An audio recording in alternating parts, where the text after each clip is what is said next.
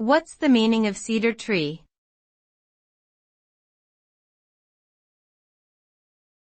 Cedar tree.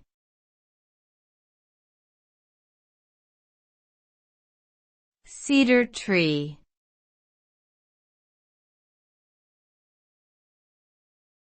Cedar tree.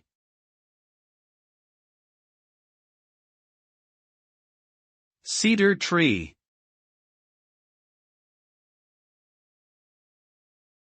A cedar tree is an evergreen coniferous tree with needle-like leaves that belong to the genus Cedrus. It has a straight trunk and branches that spread out horizontally. The wood of the cedar tree is highly prized for its durability, fragrance, and attractive color.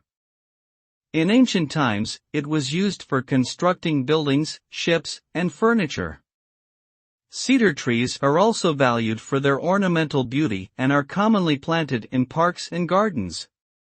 Overall, cedar trees have been an important part of human culture and history for thousands of years.